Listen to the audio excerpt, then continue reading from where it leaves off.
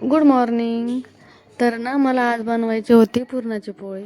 तर मी ना 1 ग्लास डाळ घेतली, त्यासाठी 2 ग्लास पाणी घेतलं, कुकरला टाकलं, गरम करायला ठेवलं गॅसवरती. तोपर्यंत मी इकडे ना 1 ग्लास आहे ना डाळ मोजून घेतली, त्याच्यामध्ये स्वच्छ अशी ना पाणी घालून धुवून घेतली. आणि इकडे कुकरला मी 1 चम्मच तूप घातलं, हळद घातली आणि धुतलेली डाळ जी होती ना ती शिजवायला ठेवून दिली. डाळ शिजेपर्यंत ना मी इकडं पीठ भिजवायला घेतलं होतं बरं का.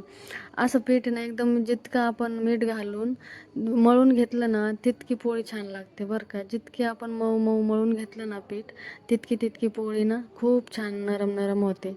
तर मी इथं ना पूर्ण पीठ ना असं व्यवस्थित असं मळून घेतलं आणि भिजवायला ठेवून दिलं. तोपर्यंत ना इकडं आपली डाळ शिजली होती.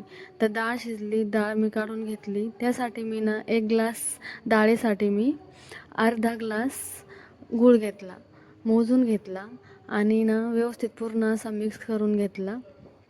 मिक्स केल्याच्या नंतर ना शिजवून घेतलं बरं का. शिजवल्याच्या नंतर ना असं एकजीव पूर्ण झाला ना, मिक्स झाला ना पुरण गुळामध्ये, डाळ गुळामध्ये शिजलेली, तर ना पुरण खूप छान लागतं बरं का. याच्यामध्ये मी ना इलायची घालून घेतली पूर्ण आणि पुरणाच्या चाळणीमधून ना पुरण काढून घेतलं आणि मग आहे ना मी पोळ्या करायला घेतल्या.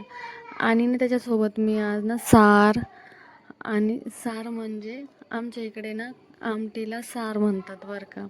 तर मग सार बनवून घेतला, रस बनवून घेतला आंब्याचा तोपर्यंत.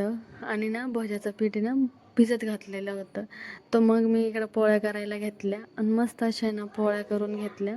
आणि अशा पोळ्या बनवल्या ना असं व्यवस्थित सगळं प्रमाण टाकून पोळ्या खूप छान जमतात बरं का. तर असं एक एक करत मी पूर्ण पोळ्या बनवून घेतल्या.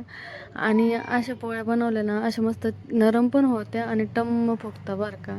खायला पण एकदम चविष्ट लागत्या. तुम्हाला जर आवडलं तर तुम्ही पण एकदा करून बघा. व्हिडिओ आवडला तर लाईक करा, शेअर करा, सबस्क्राईब करा. बाय.